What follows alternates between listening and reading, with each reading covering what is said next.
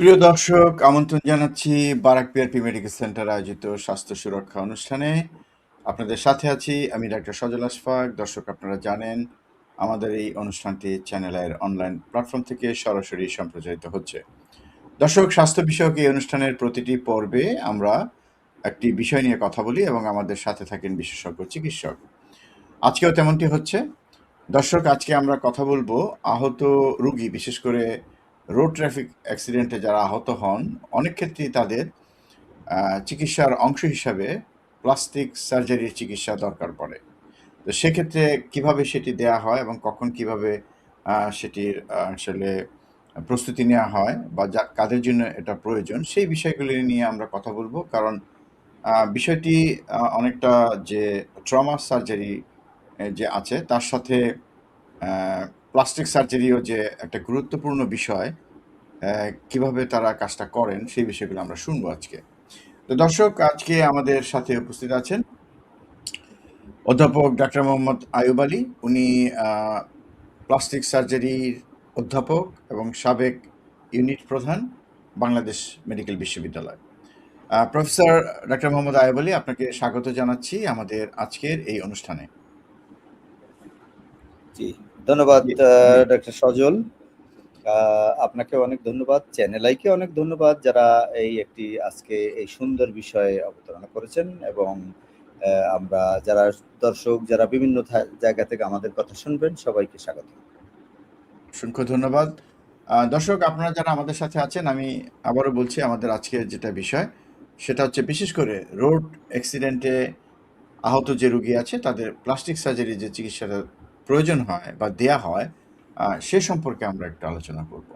এবং আলোচনার শুরুতেই আপনারা যদি প্রথম থেকে থাকেন, সেক্ষেত্রে একটা সুবিধা হবে যে আপনারা প্রশ্ন করতে পারবেন আমাদের কমেন্ট বক্সে।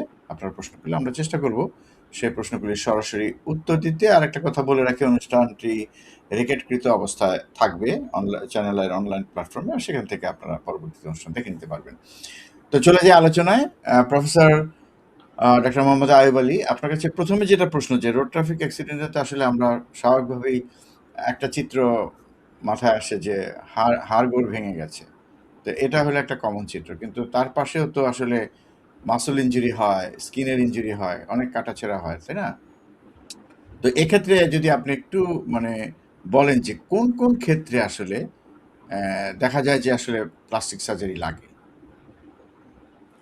জি, ধন্যবাদ ডক্টর সজল আশফাক।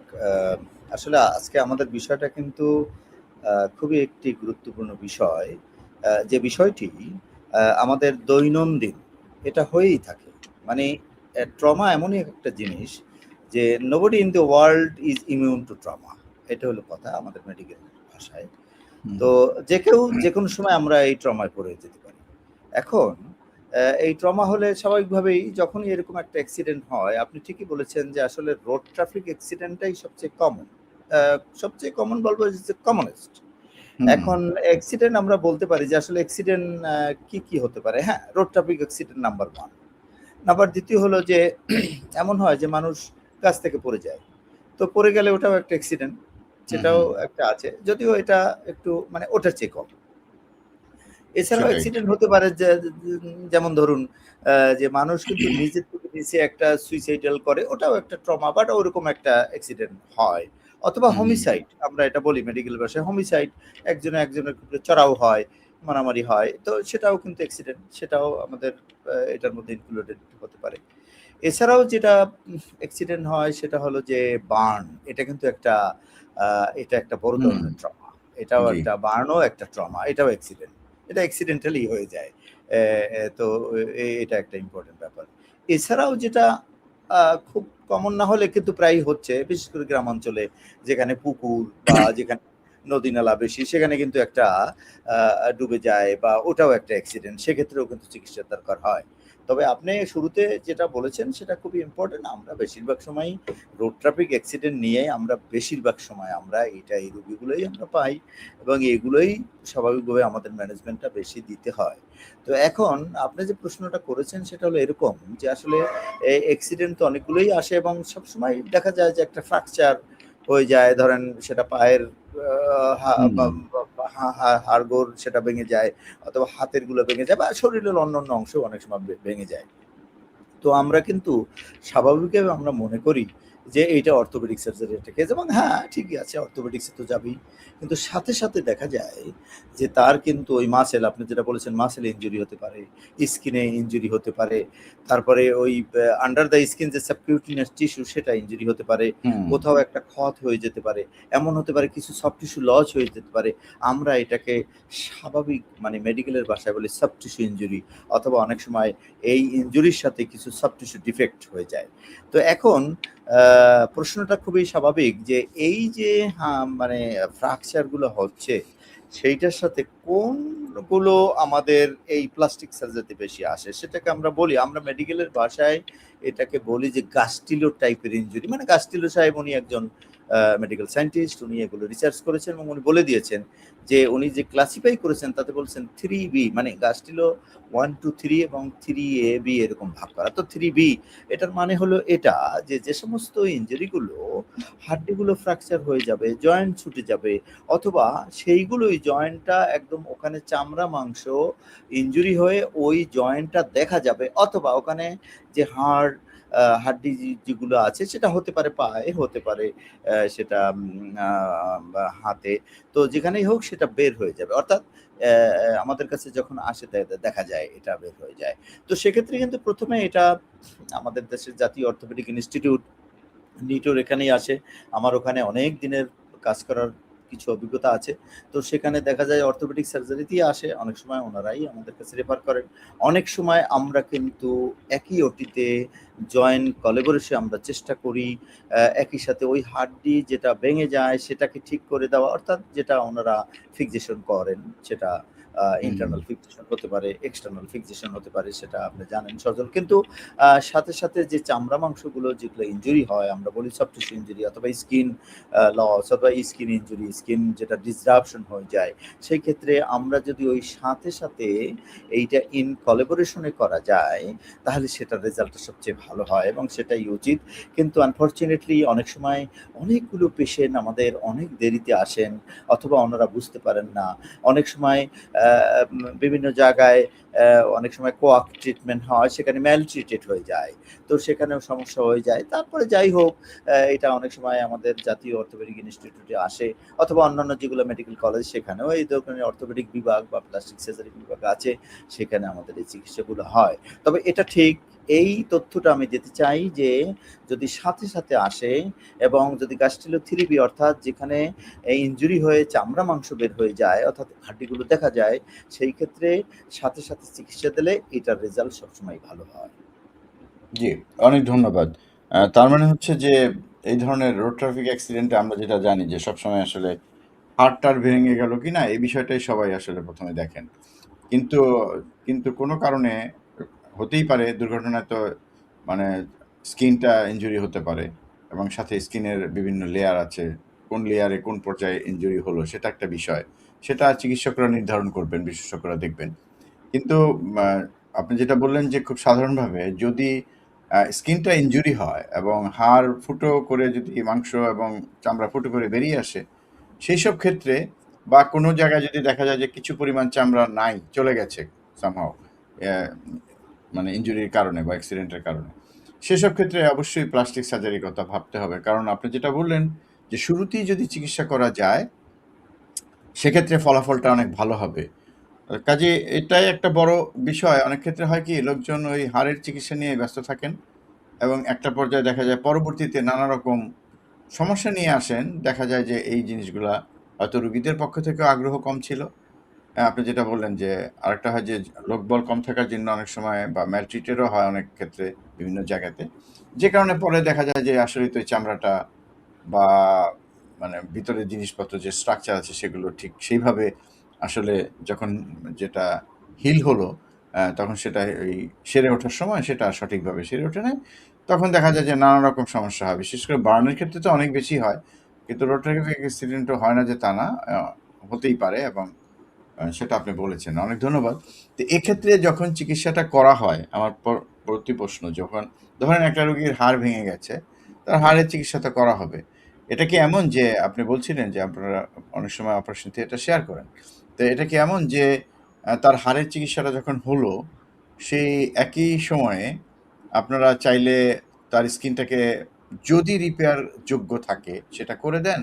নাকি ক্ষেত্র বিশেষে পরে করেন? কারণ আমরা জানি যে অনেক সময় স্কিন গ্রাফটিং লাগে অনেক ক্ষেত্রে বা অনেক ক্ষেত্রে কোনো কিছু দিতে হয়। সেক্ষেত্রে কি সেই মানে মানে কি বলা যায় যে সেই মানে তীব্র অবস্থায় বা মারাত্মক অবস্থায় বা সিভিয়ার অবস্থায় সেটা করা যাবে না রোগী একটু সেরে উঠলে আপনারা করবেন?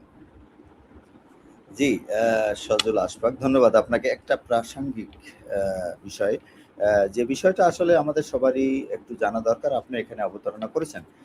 এইটা তো সবাই মানে খুব চিন্তা করে, মানে রুগীরাও অনেক সময় রুগীর পার্টি বা রুগীর যারা গার্জিয়ান তারা ওরিড থাকে যে যখন আমরা বলা হয় যে আপনার কিন্তু এইটার মানে অর্থোপেডিক সার্জনরা অনেক সময় বলেন বা অনেক রুগীরা কিন্তু একটু এডুকেটেড থাকেন অনেকেই হুম, এবং বুঝে ফেলেন যে এখানে একটা প্লাস্টিক সার্জারির দরকার আছে। লাগতে তখন পারে, হ্যাঁ। কিন্তু তারাও জিজ্ঞেস করেন যে, "আসলে এটা কি আমরা সাথে, সাথে করব, করব না?" আসলে এই বিষয়টা বলতে হলে আমাকে একটু মানে পিছনে যেতে হবে যে আসলে জি। ইনজুরিটা কি অবস্থায় বা কেমন অবস্থায় আমাদের কাছে আসলো। হুম, এখন হুম। যদি ধরুন যে ইনজুরিটা ৬ ঘন্টার মধ্যে আসলো। মানে ৬ আচ্ছা। আওয়ার্স, উইদিন ৬ হুম, আওয়ার্স। তাহলে এটা আপনিও জানেন যে ৬ আওয়ার্স এর মধ্যে সাধারণত এইখানে স্কিন ইনফেকশন ডেভেলপ হয় না।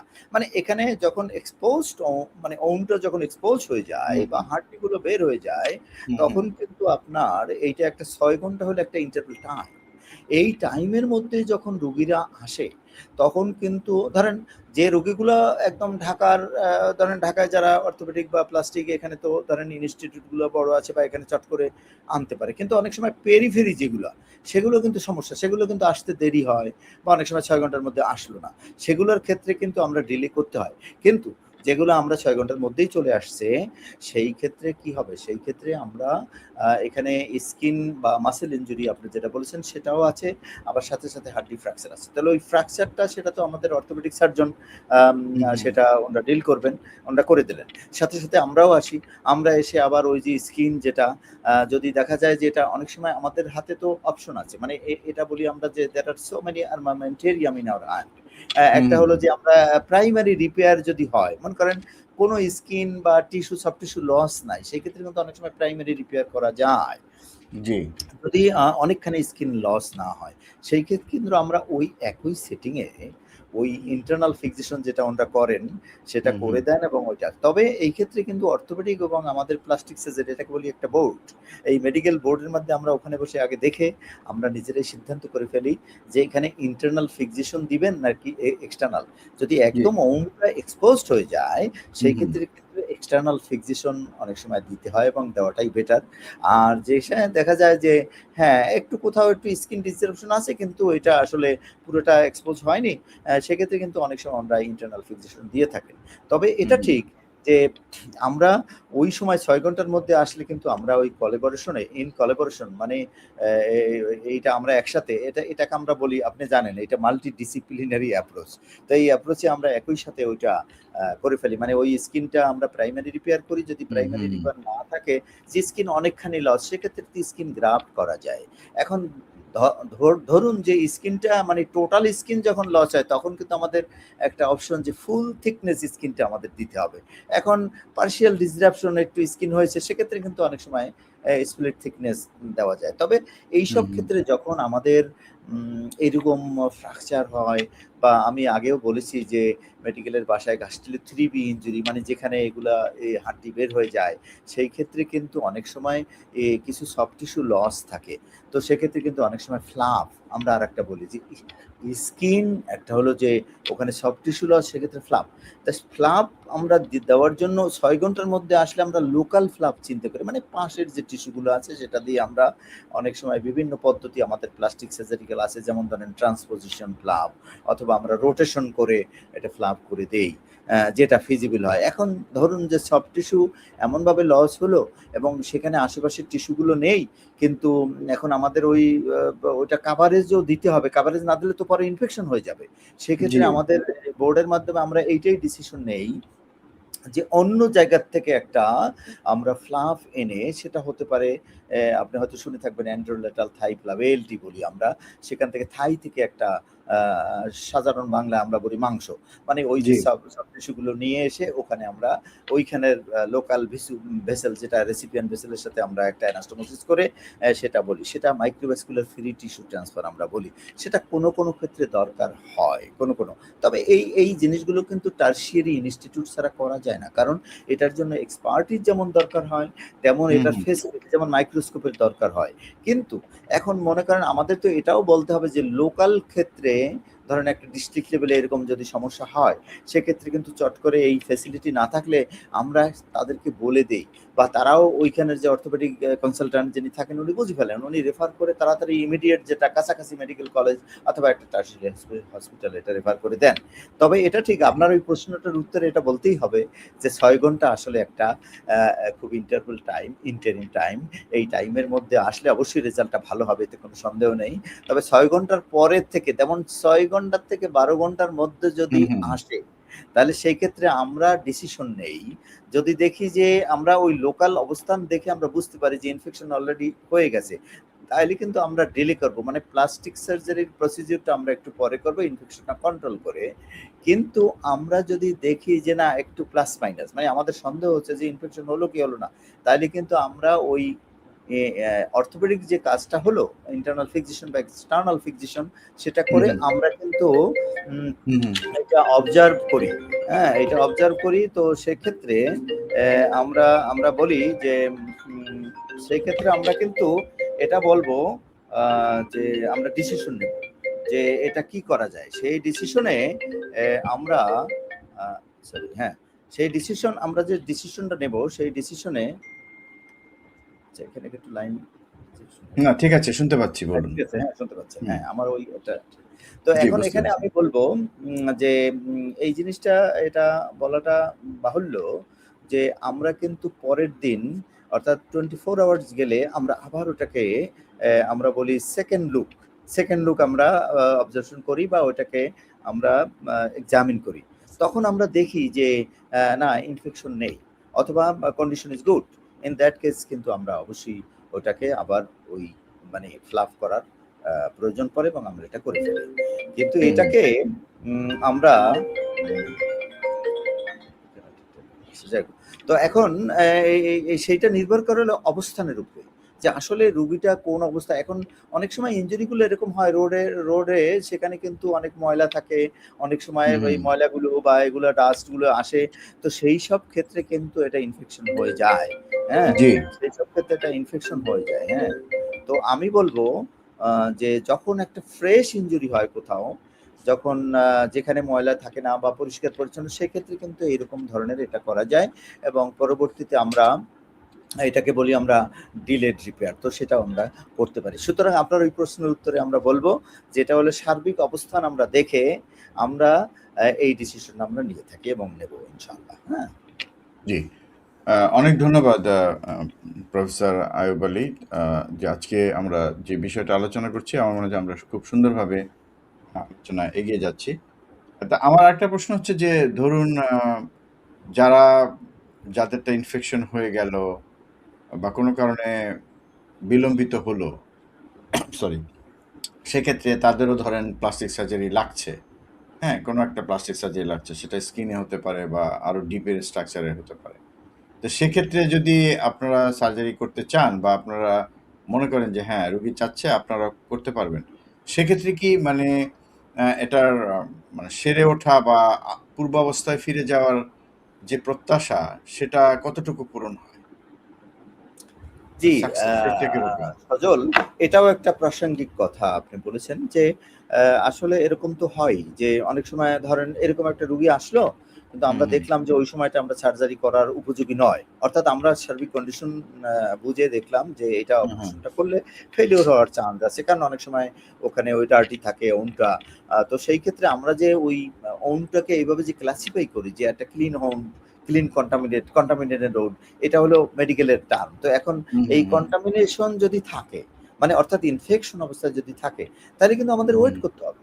আমাদের এইটাকে আমরা অ্যান্টিবায়োটিক দেবো, ড্রেসিং করব। ড্রেসিং করে আমরা আবার ওউন্ডটাকে আমরা হেলদি করব, অর্থাৎ যখন ওউন্ডটা হেলদি হবে, জি। ফ্রেশ হয়ে যাবে, যখন ইনফেকশনটা কন্ট্রোল হয়ে যাবে, তখন কিন্তু আমরা ওই সময় আবার ওই ওউন্ডটাকে আমরা দেখে আমরা আবার জাজ করব যে কি অপারেশন করা যায়। তো হুম, হুম। সেক্ষেত্রেও কিন্তু কাভারেজের দরকার হয়। আসলে বিষয়টা তো কাভারেজ। এখন এই প্লাস্টিক সার্জারির কাজটাই হলো কাভারেজ, সোজা কথা আমাদের। যে জি। ওনারা ওই বিল্ডিং যেরকম কনস্ট্রাকশন করলে ভিতরে রড দিয়ে ওগুলা উঠায়, কিন্তু হুম, পরে হুম। এটাকে প্লাস্টার করতে হয়, এটাকে টাইলস দিতে হয়। মানে আমাদের কাজটা তো এরকম, তাই না? তো হুম, হুম, সেক্ষেত্রে হুম। কিন্তু আমরা ওটা দেখে আমরা যদি বুঝতে পারি যে হ্যাঁ, ইনফেকশন কন্ট্রোল হয়ে গেল, আমরাই চেষ্টা করে এটা করে ফেলি, তখন কিন্তু আমরা আবার এটাকে ওই সেই ডিসিশন নেই। আমরা দেখে ডিসিশন নেই, যেটা যখন যেটা ফিজিবল হয়, যে লোকাল টিস্যু দিয়ে করা যায় তাহলে আমরা লোকাল ফ্লাপ করে দিই। আর যদি দেখা যায় যে অনেকখানি টিস্যু এটা লস হয়ে গেছে, সব টিস্যু হুম, হুম। ডিফেক্ট হয়ে গেছে, কিন্তু বোন বা টেন্ডন বা মাসল বা নার্ভ, যেগুলো আমাদের ভাইটাল স্ট্রাকচার আপনি বলবেন, সেগুলো এক্সপোজ, এগুলো তো রাখা যাবে না, তাহলে তো ওগুলো আবার ইনফেকশন হয়ে যাবে। সেই হুম, জন্য হুম, হুম। আমরা ওই সেটিং এ আবার সেটা এখন আমাদের আবার কভার করে দিতে হবে প্লাস্টিক সার্জারির প্রসিডিউরের মাধ্যমে। জি। সেটাকে আমরা বলি রিকনস্ট্রাকশন। এটা এটা যে শুধু লিম্বে হয় তা না। ট্রমাটা তো ধরেন বিশেষ করে যেকোনো লিম্বে জায়গায় হতে বেশি। পারে। হ্যাঁ, হ্যাঁ, হ্যাঁ। লিম্বে বেশি হয়, এটা কিন্তু ঠিক। আপনি যেটা বলছেন, মানে আপার লিম্বে, হ্যাঁ, লোয়ার লিম্বে, বিশেষ করে লোয়ার বেশি লিম্বে। হয়। আর হ্যাঁ। আমাদের এই ট্রমা গুলো কিন্তু আপনি এটা একটা জনসাধারণের জানার বিষয় যে এগুলো কিন্তু বেশিরভাগ মেইল পারসনরা একটু বেশি এফেক্টেড হয়। কারণ ওনরাই বাইরে বেশি চলাফেরা করেন বা রোডে হুম, হুম। অ্যাক্সিডেন্ট গুলো তাদের বেশি হয়। আবার এটাও একটা আমাদের জাতির জন্য একটা সমস্যা। সমস্যাটা হলো যে মেইল পারসন গুলোই তো ইনকাম জেনারেটিং পারসন, এবং ওই ফ্যামিলির জন্য দেখা যায় যে ওই লোকটাই হয়তো ইনকাম করে। এখন ওই জি। লোকটা যদি পঙ্গু হয়ে থাকে, তাহলে তো ওই ফ্যামিলির জন্য বার্ডেন, শুধু ওই ফ্যামিলির জন্য নয়, বাড়ির জন্য, ওই সেটাই। দেশের জন্য, মানে মানে অ্যাজ এ হোল একটা নেশনের জন্য একটা বিরাট লস।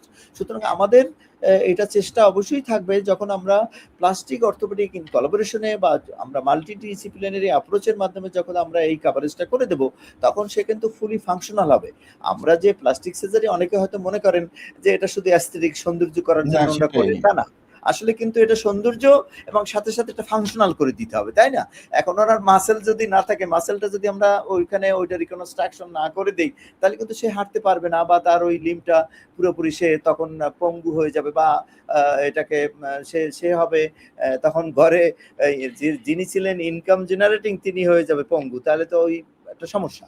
সুতরাং এইজন্য আমরা চাই, আমরা চেষ্টা করি বা জনসাধারণের জন্য এটা বলতে হবে যে যখনই অ্যাক্সিডেন্টটা হবে, খুব দ্রুত, যত দ্রুত আমাদের কাছে আসবে, ততই হুম, হুম। দ্রুত আমরা এটা রেজাল্টটা দিতে পারো। কারণ ওই ইনফেকশন অবস্থায় আসলে, বা ওই যে যেগুলো কোয়াক ডাক্তার বা ওনাদের কাছে গিয়ে এগুলো ম্যালট্রিটেড হয়ে আসলে, তাহলে ওইটা কিন্তু অনেক ঝামেলা হয়ে যায়। তখন এটা ম্যানেজ করা আমাদের জন্য খুব ডিফিকাল্ট হয়ে যায়।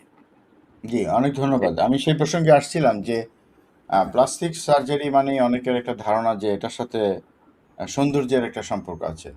যে আমি রাইনোপ্লাস্টি করলাম বা অন্য একটা কিছু করলাম বা স্কিনের কোনো একটা কিছু করলাম। তো প্লাস্টিক সার্জারি মানে তা না। আপনি যেটা বললেন যে আ এমন কোনো সার্জারি করা যদি দরকার হয় যে যেটা তাকে মানে এক ধরনের পঙ্গুত্ব থেকে অ্যা জি, জি, ফিরিয়ে জি। আনবে।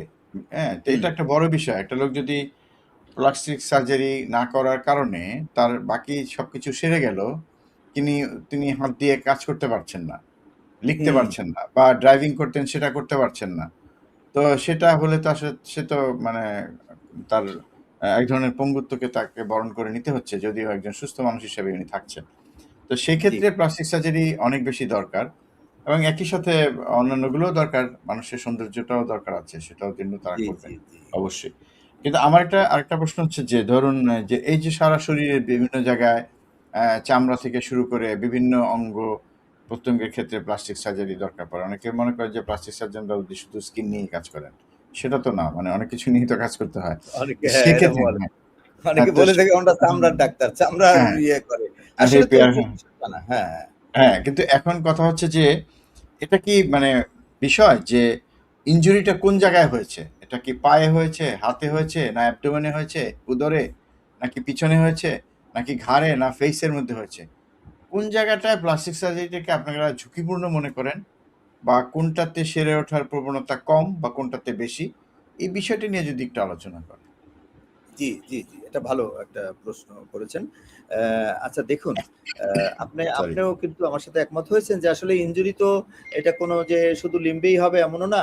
এটা আপার লিম্বে, লোয়ার লিম্বে অথবা ইভেন জেনিটালিয়া ইনজুরি হয়, তাই না? হুম, হুম, তারপরে হুম। ইনজুরি হতে পারে আপনার ফেইসে। ইভেন ধরেন এই যে আমরা আপনি নাকের কথাও বলেছেন যে নাকে ইনজুরি তো হতে পারে। মানে নাকেও কিন্তু শুধু যে রাইনোপ্লাস্টি আমরা করি সেটা তো সৌন্দর্যের কথা, ঠিক আছে, ওটা আলাদা। কিন্তু হুম, হুম। নাকে কিন্তু ইনজুরি যখন হয়ে যাবে, নাকের এই যে নাকের ভিতরে কিন্তু আপনি দেখেন এখানে কিন্তু আমাদের কার্টিলেজ থাকে। নাকের ভিতরে দেখেন বোনস থাকে, সেগুলো কিন্তু হুম। ইনজুরি হয়ে যায়। তো সেক্ষেত্রে কিন্তু এই নাকের বোন এবং হ্যাঁ, অন্যান্য লিম্বের বোনগুলো কিন্তু কারেকশন করার জন্য অর্থোপেডিক সার্জন যেমন দরকার হয়, আবার এই নাকের যখন আমাদের সরি আপনার sorry, তো এইখানে নাকের যেটা হয়, হ্যাঁ, হ্যাঁ। নাকের মধ্যে তো বোনস থাকে, তাই না? জি। নাকের মধ্যে কিন্তু কার্টিলেজও থাকে। হুম, এখন এইটা যদি আমাদের রিপ্লেসমেন্ট করতে হয় বা নাকের বোনটাকে আমাদেরকে সঠিক পজিশনে নিয়ে যেতে হয়, সেটা কিন্তু প্লাস্টিক সার্জনের দায়িত্ব। এটা উনিই করে দেবেন।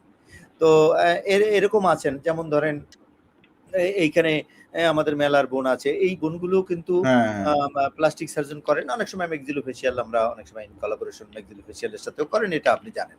তো এখন সেই ক্ষেত্রে আমি বলব, যখন আপনি দেখুন যদি ফেইসে এরকম একটা ট্রমা বা ইনজুরি হয়, তখন এটা যদি আরো হয় ধরেন মেয়েরা বিশেষ করে বেশি অরিড, তো হুম, এক্ষেত্রে হুম। কিন্তু একটা সৌন্দর্যের বিষয়টা আমাদের একটা ইম্পর্টেন্ট বিষয় এখানে হয়ে দাঁড়ায়। তো হুম, হুম। সেই ক্ষেত্রে কিন্তু আমরা চাচ্ছি যে ওই সময়টায় ওই ভিতরের বোনসটাকে আমরা মানে রিপ্লেসমেন্ট করে বা ওই ফ্র্যাকচার থাকলে ওইটা ঠিক করে তারপরে ইভেন নাকে হলে বা মেলার বোন হলে সেগুলো আমরা ঠিক করে দিই। ইভেন আপনি ধরেন কানগুলো ইনজুরি হয়ে কিন্তু এখানে তো সব কথাই আসছে। কানটা ছিঁড়ে হ্যাঁ, যায় বা ঝুলে কানের ছেড়ে যায়। কার্টিলেজটা নষ্ট হয়ে যায়।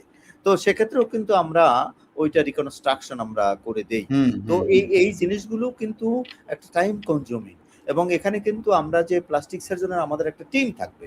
সেই টিম এসে ওটাকে এটা একটু টাইম নিয়ে এটাকে সবগুলো আ করতে হবে। তবে আপনি যেটা বলেছেন যে হ্যাঁ, এটা আমরা প্লাস্টিক সার্জারির প্রসিডিউর এর মধ্যে এটা করতে গেলে এটা ক ক মানে একটু টাইম হবে। কিন্তু এটা আমরা নির্দিষ্ট প্রসিডিউর এ আমাদের যেটা মেথড, সেই মেথড ফলো করে এটা করতে হবে। তবে এটা করার জন্য আমাদের একটু থাকে যে একে সৌন্দর্যর বিষয়টাও যেমন দেখতে হবে, জি, আবার নাক, মনে করেন নাক দিয়ে কিন্তু শ্বাস-প্রশ্বাস হয়। সুতরাং ওর ছিদ্র ভিতরে অনেক সময় দেখা যায় যে ওটা সেটাই। অবলিটারেট বন্ধ হয়ে হয়ে যায়, গেছে। সেটাও আমাদের খেয়াল রাখতে হবে। সেটাও সুতরাং ফাংশনাল রাখতে হবে। হ্যাঁ, এইটা। সুতরাং আমাদের বেশি আমরা আমরা আপনি জানেন যে আমরা একটা ATLS, এই যে এইটা একটা হুম, যে হুম। আমাদের সিস্টেম, এটা আমাদের American college of physician G. Surgeon, ওরা আমেরিকান কলেজ অফ সার্জনস থেকে আমাদের এটার একটা মানে এইটার নির্দিষ্ট মেথড আছে। যে আমরা কিন্তু ১ম এ একটা ওই ইনজুরি হলে ওই ATLS টা আমরা ফলো করি। হ্যাঁ? হুম। যেমন এয়ারওয়ে ১ম এ দেখতে দেখি, বাতাস হ্যাঁ, হ্যাঁ, এয়ারওয়ে, তারপর ব্রিথিং, এগুলো সব দেখি। হুম, তো হুম। এগুলো যেরকম ইম্পোর্টেন্ট, তো এগুলো কিন্তু লাইফ অনেক সময় এইটা এন্ডেঞ্জারিং, সেটাকে আগে আমাদের ঠিক করে নিতে হবে। এক্সাক্টলি। তারপরে আমাদের অ্যাসেসমেন্ট করতে হবে। তারপরে আমরা ডেফিনিটিভ রিকনস্ট্রাকশন করতে হবে।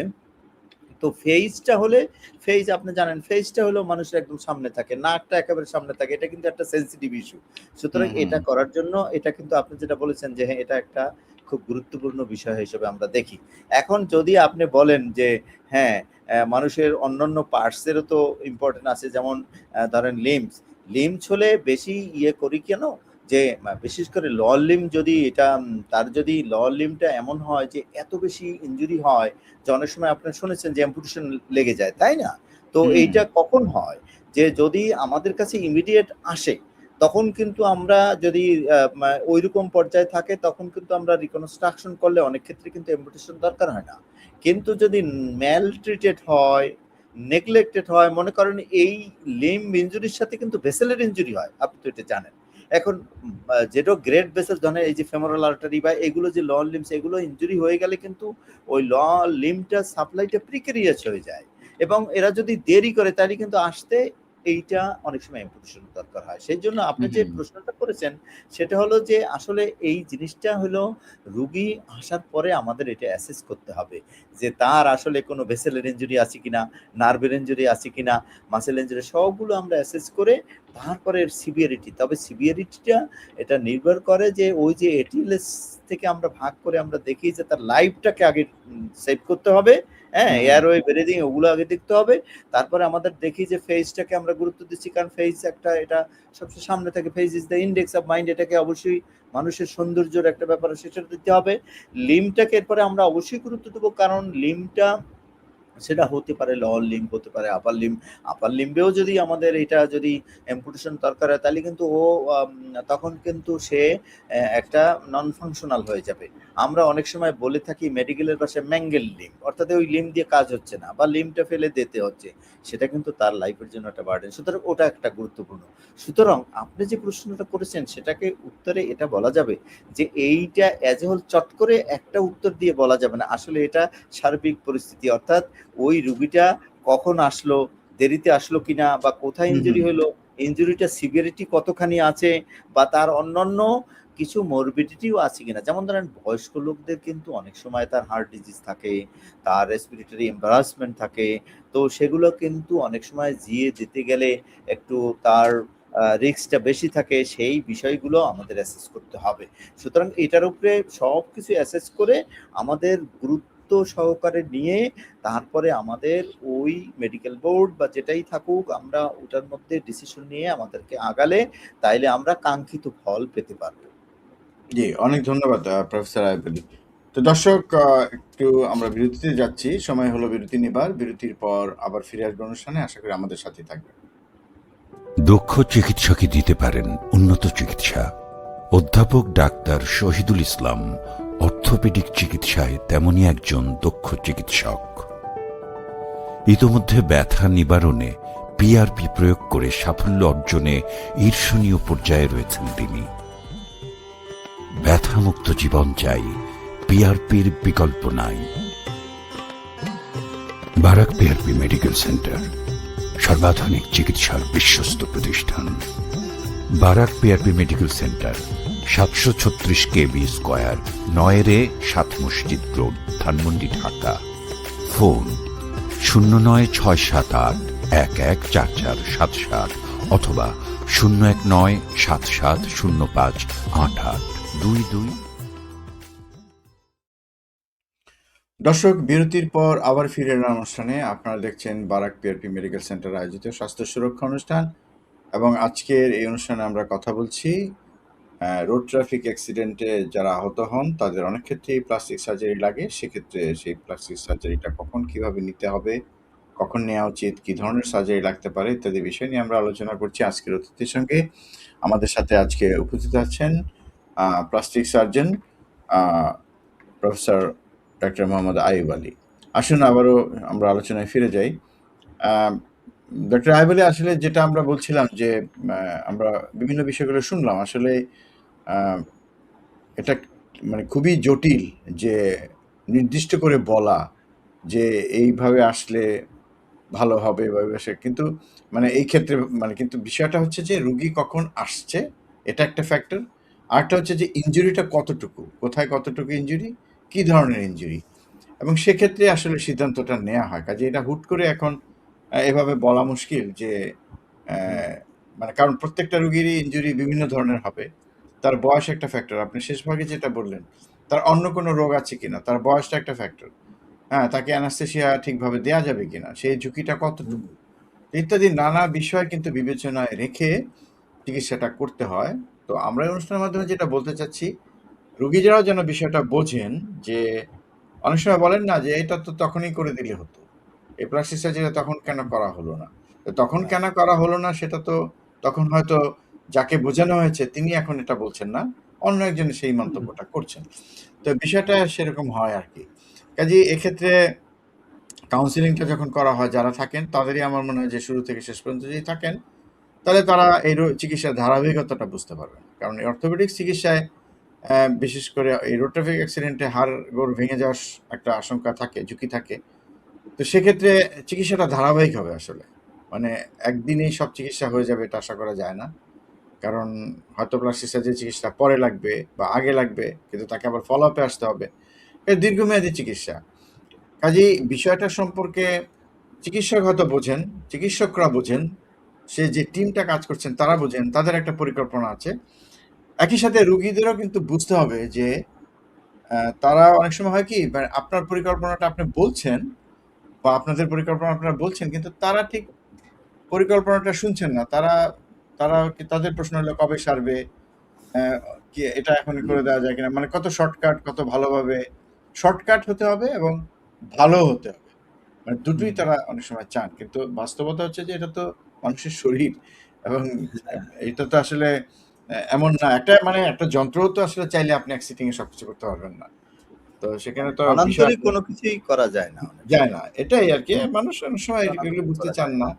তো এগুলি বুঝতে চান না, এটাও ঠিক যে তার আত্মীয় স্বজন যখন অসুস্থ হয় তারা আপ্লুত থাকেন, আবেগপ্রবণ হয়, তারা চান যে এটা কত ভালোভাবে করা যায়। আর আরেকটা হচ্ছে যে কিছুটা অনেক সময় হয় কি যে আমাদের দেশে এত বেশি মানে ম্যাল ট্রিটমেন্ট হয়, অপচিকিৎসা হয় বিভিন্ন ক্ষেত্রে, সেক্ষেত্রে লোকজনও বুঝেন না যে অপচিকিৎসাটা কে করলো, সমস্যাটা কে তৈরি করলো সেটা কিন্তু বলেন না। এখন আপনি যদি বলেন যে না এটা তো করা যাবে না বা এটা তো হচ্ছে না, তখন হয়তো তারা আপনার উপরে কিছুটা অসন্তুষ্ট থাকেন।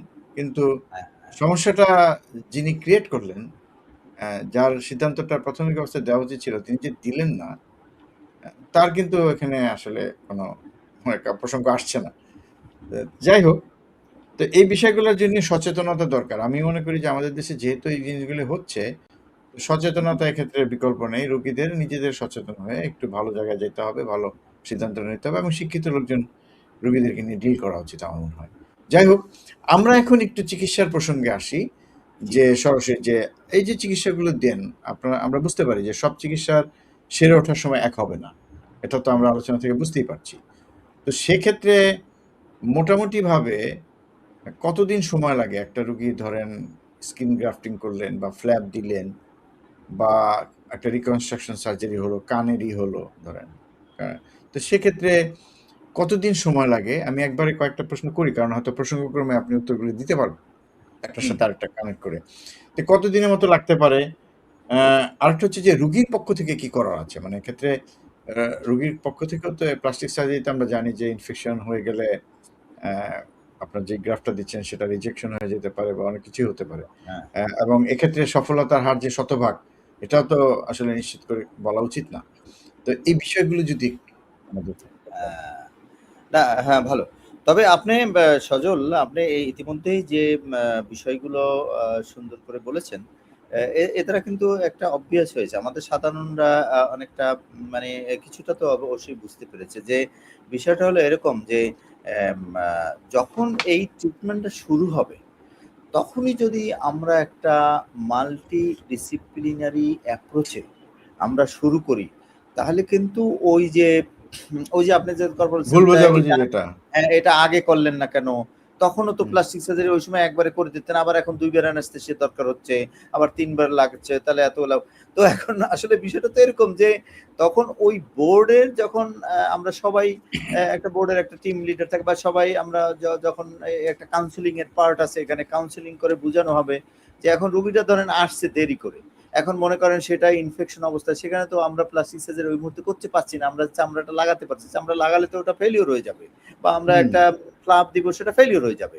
তো এই জিনিসটা যদি প্রথম থেকেই তাদেরকে কাউন্সেলিং করা যায় এবং হুম, হুম। ওই মাল্টি ডিসিপ্লিনারি টিমরা সবসময় রোগীদের সাথে বা রোগীর সাথে একটা সুন্দর বন্ডেজ তৈরি, যেটা বন্ডেজ একটা ইম্পর্টেন্ট ব্যাপার। তারা বুঝতে হবে যে হ্যাঁ, ডাক্তার সাহেবরা ওনারা বোর্ডের মাধ্যমে যেটা করেন এবং যেটা বলেন, এইটা ওনাদের একটা ফেইথ, এটা থাকতে হবে। এই ফেইথের মধ্যেই তো চিকিৎসাটা ভালো হবে।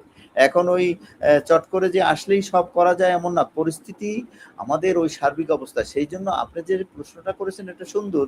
কারণ রোগীরাও এটা জানতে চায় যে আমরা যে ইনজুরিটা নিয়ে আসলাম, এখন আমাদের এইটা তো ধরেন এইখানে হাড্ডি ভেঙে গেল, সেটা লাগানো হলো। এখন আপনারা চামড়া লাগাবেন। এরপরে চামড়া কতদিন পরে সারবে? তারপর আমাদের রোগী বা আপনি মাংস লাগানোর কথা বলেছেন, মাংস লাগালেন কিন্তু কতদিন পরে আমার রোগী হাঁটবে? এরকম প্রশ্ন তো তারা করতেই পারে।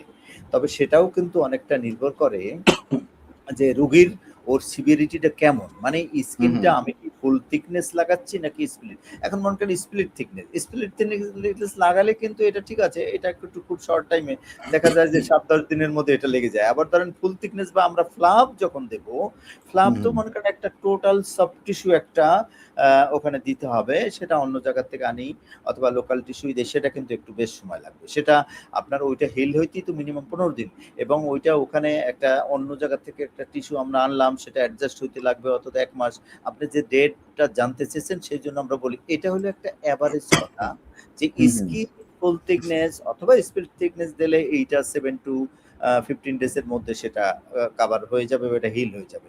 কিন্তু আমরা যদি ফ্লাফ কভারেজ দেই, সেটা either local fluff or microvascular free tissue transfer from the other side, সেটা হুম হলে হুম কিন্তু 15 দিন লাগবে সেটা শুধু হিল হতে। কিন্তু আমরা কিন্তু ওই সময় স্টিচ রিমুভ করতে পারি না। আমরা 3 উইকস পরে হয়তো অনেক সময়, বা অনেক সময় কোনো ক্ষেত্রে আমাদের 1 মাসের দরকার হয়। কারণ এটা একটা অনেকখানি টিস্যু, এটা ওখানে অ্যাডজাস্ট হবে। তারপরে আমরা যদি আগেই স্টিচটা রিমুভ করি তাহলে দেখা যাবে ওখানে ওউন্ডেহিসিস মেডিকেলের ভাষায় বলি, অর্থাৎ এটা জোড়াটা লাগবে না, সরে যাবে। তো সেই ক্ষেত্রে এইটা লাগবে। সুতরাং এইটাও দেখেন নির্ভর করতেছে যে আমরা কোন রিকনস্ট্রাকশনটা কখন করি সেটার উপরে ওর হুম হুম ডেটটা বা কখন এটা রিকভারি হবে। আবার এর সাথে আরো একটা বিষয় আছে, সেটা হলো যে এই রুগীটা আমাদের কাছে কতদিন পরে আসছে, বা রুগীটা কি ইনফেকশন অবস্থায় আসলো নাকি একটা ফ্রেশ ওন্ড। হুম হুম ফ্রেশ ওন্ড নিয়ে আসলে কিন্তু খুব দ্রুত এটা রিকভারি হয়ে যায়, আর ইনফেকশন নিয়ে আসলে সেটা ডিলে হয়ে যায়। ওই যে আপনি হুম যেটা হুম হুম বলছেন যে আসলে কতদিন, ওরা তো জানতে চাইবে। এই ক্ষেত্রে আরো একটা ফ্যাক্টর আপনি হয়তো আপনি এটা জানেন, সেটা হলো যে আমরা দেখি রুগীটা বয়স কেমন। এখন ধরুন যেন একটা বাচ্চা বয়স। বাচ্চা বয়সের ক্ষেত্রে কিন্তু আমরা যদি স্কিন গ্রাফট করি তাহলে কিন্তু ৫-৭ দিনের মধ্যে ওটা হিল হয়ে যায়। কারণ বাচ্চাদের হিলিং পাওয়ারটা ভালো। এখন জি যদি লোকটা যদি বয়স্ক হয়, মনে করেন অনেক বয়স্ক লোক, তাদের কিন্তু হিলিং পাওয়ারটা একটু কম। তাদের গ্রোথ হুম হুম ফ্যাক্টর কমে গেছে। হ্যাঁ? এখন হিলিংটা হওয়ার তো অনেকগুলো ফ্যাক্টর কাজ করে। এখানে অ্যানিমিয়া আছে কিনা, তার শরীরে অন্য কোনো আ যেমন প্রি বা অনেক সময় মরবিড বা অনেক সময় এ ম আ যেগুলো আমরা বলি যে তার হার্টের অবস্থা কেমন, তার লাংসের অবস্থা কেমন, তার ডায়াবেটিস আছে কিনা, এই জিনিসগুলোও কিন্তু ইম্পোর্টেন্ট। সেই ক্ষেত্রে কিন্তু হিলিংটা অনেক ডিলে হয়, এটা আপনিও জানেন। তো এখন ডায়াবেটিস থাকলে তার হিলিংটা ডিলে হবে। সুতরাং সেটা তার বেশি দেরি লাগবে। তখন ১ মাসের ক্ষেত্রে অনেক সময় ১ মাস, ১.৫ মাস, 6 উইকস অনেক সময় লেগে যায়। সুতরাং এটাও কিন্তু একটা ইম্পোর্টেন্ট ফ্যাক্টর, যে রোগীর বয়স এবং তার কিছু মরবিড ফ্যাক্টরস, অর্থাৎ কতগুলা তার অন্যান্য ফ্যাক্টরগুলো অ্যাসোসিয়েটেড কিনা, সেটাও আমাদের জাজ করতে হবে। সুতরাং এইটা অনেক কিছু বিষয় বিবেচনা করে তারপরে করতে হুম হবে। হুম আর এটা কিন্তু সঠিক। আপনি যেটা বলেছেন যে কাউন্সেলিং, এই কথাটা কিন্তু আপনি একবার বলেছিলেন যে কাউন্সেলিং এর একটা খুব ইম্পোর্টেন্ট রোল আছে এখানে। এখানে সেই রোগীরা আমাদের তো আলাদা বিদেশে যেমন ধরেন একটা কাউন্সেলিং পার্টটা একটা কাউন্সিলর থাকে আলাদা, তারা ওটা কাউন্সিল, আমাদের তো এখানে এরকম সেই সুযোগটা কম। তো সেখানে আমাদের কোনো ক্ষেত্রে অবশ্য বার্ন চিকিৎসা এখন আমাদের দেশে যেমন institute of burn plastic surgery, জাতীয় বার্ন হাসপাতাল, ওখানে কিন্তু কাউন্সিলর নিয়োগ আছে। তো সেখানে বার্নের জন্য কাউন্সিলর অবশ্যই মাস্ট। ট্রমার ক্ষেত্রেও এটা দরকার। তো সেই কাউন্সিলর থাকলে সুবিধা হবে কি, রুগীরা সবসময় তার সাথে যোগাযোগ করবে এবং রুগীদের কাউন্সেলিং করা দরকার আছে। কারণ রুগীরা কিন্তু সাইকোলজিক্যালি একটা ট্রমা হয়। সেই সাইকোলজিক্যাল ট্রমাটা রিলিভ করার জন্য একটা সাইকোলজিস্টও দরকার হয়। এবং এইটার সাথে আমি আপনাকে আরো একটা বিষয় উল্লেখ করব, সেটা হলো ফিজিওথেরাপি। এটা কিন্তু ট্রমার ক্ষেত্রে একটা অ্যাসোসিয়েটেড পার্ট চিকিৎসার। হুম এই ফিজিওথেরাপি কিন্তু মাস্ট। এখন অনেক সময় কিন্তু রুগীরা চিকিৎসার পরে অনেক সময় তারা নিজেরা ফিজিওথেরাপি দিতে একটু উৎসুক থাকে না। রুগীদের নিজেদের ব্যথা থাকে, ফিজিওথেরাপি করতে চান না। এইজন্য কিন্তু ফ্যামিলি মেম্বারদের একটা ইম্পোর্টেন্ট রোল আছে। তারা হয়তো করিয়ে দিবেন, অথবা আমাদের যারা ফিজিওথেরাপি থাকবেন তাদের সাথে যাবেন। আমরা লিখে দেই যে ফিজিওথেরাপির কাছে যাবে। ফিজিওথেরাপি না দিয়ে কিন্তু তার ওই ফুল রিকভারি হচ্ছে না। কারণ একটা লিম্ব এরকম, তাকে হুম আমরা হুম অনেক টাকা বা সেটাকে ফিক্সেশন দেওয়া হলো, বা তারপরে হুম তাকে কাভারেজ দেওয়া হলো, সেটা কিন্তু অনেক সময় ইমোবিলাইজ করে রাখি। তখন কিন্তু জয়েন্ট স্টিফ হয়ে যায়। সুতরাং সেইটা এই ইমোবিলাইজেশন থেকে তাকে যখন মোবিলাইজেশন আনবো তখন কিন্তু তাকে ফিজিওথেরাপি, তাকে প্যাসিভ এবং অ্যাক্টিভ এক্সারসাইজ তাকে বলে দিতে হবে, এবং এইটা করলে ঠিকমতো যদি ফিজিওথেরাপি দেয় তাইলেই আমরা ওই লোকটাকে তাকে ফাংশনাল করে দিতে পারি। এছাড়া জি, কিন্তু এটা সম্ভব না। সুতরাং অনেকগুলো ফ্যাক্টর কিন্তু এটার সাথে আপনি যেরকম সেটাই। বলেছেন ঠিক। অনেকগুলো এটাই ফ্যাক্টর এটা। একটা রোড ট্রাফিক অ্যাক্সিডেন্ট যে কত রকম সমস্যা তৈরি করতে পারে সেটা আসলে বলাই বাহুল্য। কারণ হুম, এবং চিকিৎসার ক্ষেত্রেও তাই। আপনি শুরুতেই বলছিলেন যে মাল্টিডিসিপ্লিনারি অ্যাপ্রোচ হ্যাঁ, দরকার শুরুতে, এবং সেই ডিসিপ্লিনের মধ্যে যেটা দরকার হবে তাদেরকে রাখতে হবে, এবং হুম, প্রত্যেকেরই একটা অবজারভেশন থাকবে, ফলো আপ থাকবে, এবং রুগীকেও সহযোগিতা করতে হবে, এবং রুগীর প্রত্যাশাটাও একটা পরিমিত প্রত্যাশা হতে হবে যে আমি মানে যে একটা প্রত্যাশা করলাম একটা অ্যাক্সিডেন্ট হওয়ার পরে সেটা কতটুকু হলো সেই অনুযায়ী তার প্রত্যাশাকে নির্ধারণ করতে হবে, সেই অনুযায়ী উনি চাইবেন, এবং সেটার জন্য হুম, আসলে যেটা বললেন যে কাউন্সিলর সেই ভূমিকাটা পালন করতে পারেন, যে এই একটা ঘটনা ঘটে গেছে মানুষের জীবনে, ঘটে যায়, সেক্ষেত্রে আসলে হুম, কিছু ক্ষতি তো আসলে মেনে নিতে হয়। সেক্ষেত্রে কারো কম ক্ষতি হয়, কারো বেশি হয়, কারো হয়তো একেবারেই হয় না। কিন্তু সেটা তো আসলে অনেক কিছুর উপরে নির্ভর করে। সেটা তো এমন না। আর একজন ভালো হয়েছে, আমার ক্ষেত্রে কেন হবে না? সেটাও তো তার হুম, ইনজুরিটা কতটুকু ছিল সেটার উপর নির্ভর করে। অনেক ফ্যাক্টরের উপর নির্ভর করে। বিষয়গুলো আসলে বুঝতে পারলে আসলে এই ভুল বুঝাবুঝিটা হবে না। হুম, এটা আমার মনে হয়। তো আরেকটা শেষ প্রশ্ন করি যে সবাই ভাবেন যে প্লাস্টিক সার্জারি চিকিৎসা অনেক ব্যয়বহুল, এবং এক্ষেত্রেও এ কারণে অনেকে করেন না। হুম, কিন্তু এটাও সত্যি যে এটা না করলে তো আসলে উনি কর্মক্ষমতা হারিয়ে ফেলতে পারেন অনেক ক্ষেত্রে। কাজেই এই হুম। জিনিসগুলো অনেকে বুঝেন না, এবং পরবর্তীতে হয়তো প্লাস্টিক সার্জারির কথা বলা হলো, হয়তো নানানভাবে শুনলো যে, "না, এটা করে তেমন লাভ হবে না। যা আছে দেখো এটা দিয়ে ম্যানেজ করো।" তো ম্যানেজ করতে পারলে তো হলোই। কিন্তু যখন একজন প্লাস্টিক সার্জন বলেন যে, "হ্যাঁ, এটা লাগবে", তখন তো আসলেই লাগবে। উনি তো আর শুধু বলবেন না। তো ব্যয়বহুল হ্যাঁ, আ বিষয়টাকে আসলে এটা মানে স্বাভাবিকভাবেই ব্যয়বহুল কেন? এটা একটা প্রশ্ন আসছে যে অন্য চিকিৎসার চেয়ে আমরা ধরে নিই যে প্লাস্টিক সার্জারি কিন্তু অনেক ব্যয়বহুল এবং সময় সাপেক্ষ। তো এই বিষয়গুলো কেন, এটা মানুষের ধারণা থাকা উচিত। কারণ কি হ্যাঁ। কারণে ব্যয়বহুল? শুধু তো আর ব্যয়বহুল হবে না। নিশ্চয়ই এমন কিছু আছে। জি, ঠিক আছে সজল। আসলে আপনি একটা মানুষের মনের একটা কথা অবতারণা করেছেন। অনেক রোগীরা তার মন থেকে এটা বলে থাকে যে আসলে প্লাস্টিক সার্জারির কাছে আমরা তো ১ম যাইনি। কারণ আমরা তো শুনেছি ওখানে গেলে তো অনেক খরচ হয়ে যাবে। এইরকম একটা কিন্তু তাদের একটা হুম, ভীতি বা একটা সেটাই। শঙ্কা থাকে। এখন আপনাকে আজকে এই চ্যানেল আই ডিজিটাল প্ল্যাটফর্মের মাধ্যমে আমি বলতে চাচ্ছি যে বাংলাদেশে কিন্তু একটা বড় ধরনের প্লাস্টিক সার্জারি ইনস্টিটিউট, দেখেন institute of burn and plastic surgery, national burn যেটা প্লাস্টিক সার্জারি ইনস্টিটিউট, সেখানে কিন্তু এইটা আমি বলবো যে এখানে কিন্তু সমস্ত চিকিৎসাটা কিন্তু অনেকটা ফ্রি। সুতরাং এইটা আমাদের একটা সৌভাগ্য যেটা আছে। এছাড়াও আপনি দেখুন বাংলাদেশের ঢাকা শহরেই কিন্তু একদম ৪ টা মেডিকেল কলেজ সরকারি। এইসব জায়গায় কিন্তু চিকিৎসা ফ্রি, এবং আপনি শুনে আশ্বস্ত হবেন যে বাংলাদেশের যে এখন বিভাগগুলি আছে, হ্যাঁ? তো হুম, এইখানে এই সব বিভাগগুলিতেই কিন্তু মেডিকেল কলেজগুলোতে কিন্তু প্লাস্টিক সার্জারি একটা বিভাগ আছে। সেখানে কিন্তু প্লাস্টিক সার্জারি হচ্ছে, এটা মানুষের জানার বিষয়। এখানে কিন্তু সব ফ্রি চিকিৎসা হচ্ছে। অনেকে জানে না বলে ওখানে যাচ্ছে না। সেগুলো কিন্তু সব ফ্রি। তবে এটা ঠিক যে প্লাস্টিক সার্জারি কেন ব্যয়বহুল আপনি যেটা বলেছেন এটার উত্তরে এটা বলতে হবে। প্লাস্টিক সার্জারি কিছু স্পেশাল ইন্সট্রুমেন্ট দরকার হয়। হ্যাঁ? হুম, হুম। এবং প্লাস্টিক সার্জারির আপনার কতগুলো মেটেরিয়াল আছে যেগুলো আমাদের এখানে সব চট করে এভেইলেবল না হয়তো বাইরে থেকে আনতে হয়। প্লাস্টিক সার্জারি করার জন্য অনেক সময় মাইক্রোস্কোপ দরকার হয়। মাইক্রোস্কোপ না থাকলে অনেক সময় লুপ হয়। এই জিনিসগুলো কিন্তু এই যে অ্যাসোসিয়েটেড আ আ আমি বলি অ্যান্সিলিয়ারি সাপোর্ট যেটা, এইটা হুম, কিন্তু হুম। একটু ব্যয়বহুল। কিন্তু এখন আপনার এই যে প্লাস্টিক সার্জন যে নিজে ব্যয়বহুল এটা মনে করার কোনো কারণ নাই। কারণ উনি তো যদি ন্যাশনাল ইনস্টিটিউট বার্ন এ অপারেশন করেন উনি তো কোনো টাকা নিচ্ছেন না। হ্যাঁ, আপনি যদি বলেন যে হ্যাঁ, বাংলাদেশের কিছু এখন এলিট শ্রেণী আছে তারা অনেক সময় চট করে স্কয়ার হাসপাতালে যেতে চায়, অনেকে ইউনাইটেড এ যেতে চায়, অনেকে এবার করে। এখন এসব জায়গায় তো একটু ব্যয়বহুল হবেই।